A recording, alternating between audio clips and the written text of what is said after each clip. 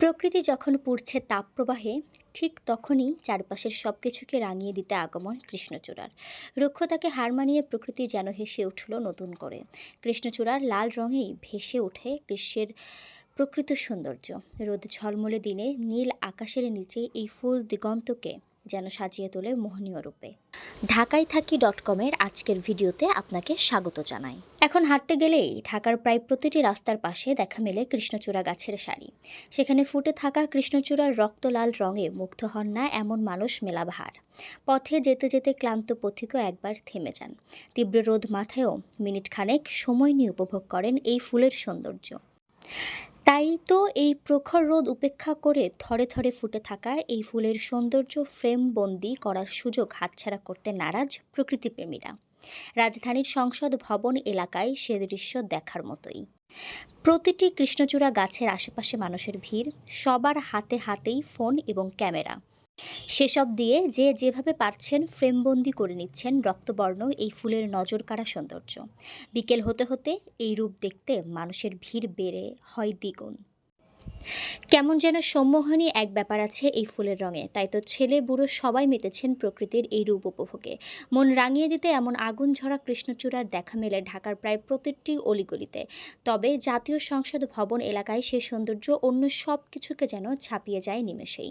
পৃথিবীর দৃষ্টিনন্দন এই ভবনের রাস্তা জুড়ে বড় বড় কৃষ্ণচূড়ার গাছের সারি। সেখানে থোকায় থোকায় টকটকে লাল কৃষ্ণচূড়ার মেলা, মাঝে মাঝে মিষ্টি হলুদ রঙের কনকচূড়ার উকিঝুঁকি যেন এই সৌন্দর্য আরও বাড়িয়ে তুলেছে। রাজধানীর শেরেবাংলা নগরে 200 একরেরও বেশি জায়গা নিয়ে এর অবস্থান। চারপাশে প্রশস্ত রাস্তা, সেসব রাস্তার দুপাশ জুড়ে রং বেরঙের ফুল, লাল হলুদ ফুলে শোভিত হয়ে আছে দুপাশ। রাস্তায় দাঁড়ালেই তাই ভবনের অনুপম সৌন্দর্য আরও চোখে পড়ে বেশি। বিংশ শতাব্দীর সেরা আর্কিটেক্টদের একজন লুই আই কানের ডিজাইনে তৈরি হয় বাংলাদেশের সংসদ ভবন। এই ভবনটিকে আধুনিক স্থাপত্যের সর্বোৎকৃষ্ট উদাহরণ হিসেবেও মানা হয়। 1964 সালে স্থপতি লুই আই কানের নকশা অনুযায়ী শুরু হয় ভবন নির্মাণ।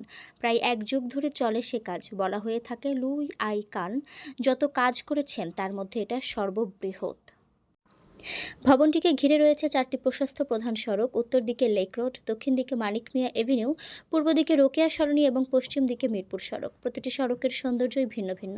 তবে এর মধ্যে লেক রোডের মোহনীয় রূপ আলাদা করে ধরা দেয় চোখে। প্রতিটি ঋতুর রূপ আলাদা করে ফুটে ওঠে এই সড়কে। রাস্তার দুপাশে অসংখ্য গাছে বর্ণিল সব ফুলের সমাহার দেখতে পাওয়া যায় সেখানে।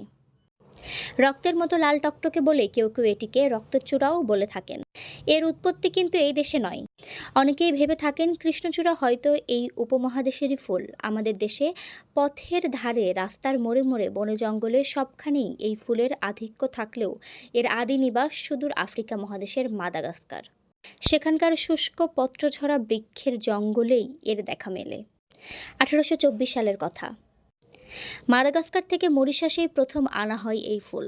পরে সেখান থেকে ইংল্যান্ড এবং অবশেষে দক্ষিণ পূর্ব এশিয়ায় বিস্তার ঘটে। এভাবে করে এই ফুল জন্মাতে শুরু করে ভারতবর্ষ, হংকং, তাইওয়ান, দক্ষিণ চীন, ক্যারিবিয়ান অঞ্চল, আফ্রিকা সহ বিশ্বের বিভিন্ন দেশে। কালক্রমে বাংলাদেশেও যুক্ত হয় সেই তালিকায়। কৃষ্ণচূড়া ছাড়াও এই ফুলের আছে ভিন্ন ভিন্ন নাম। বৈজ্ঞানিক নাম ডেলোনিক্স রেজিয়া। ডেলোনিক্স শব্দটি গ্রিক অর্থ, যার অর্থ দাঁড়ায় দৃশ্যমান থাবার মতো। আবার ইংরেজিতে বেশ কয়েকটি নাম লক্ষণীয়, যেমন ফ্লেম ট্রি, রয়্যাল পেন্সিয়ানা, ফ্যালমন্ট এবং পিকক ফ্লাওয়ার নামেও এটি পরিচিত। অন্যদিকে হিন্দিতে এই নাম একেবারে ভিন্ন। এই ভাষায় কৃষ্ণচূড়াকে বলা হয় গুলমোহর নামে। এরকম ভিডিও পেতে আমাদের চ্যানেল সাবস্ক্রাইব করে আমাদের সাথেই থাকুন।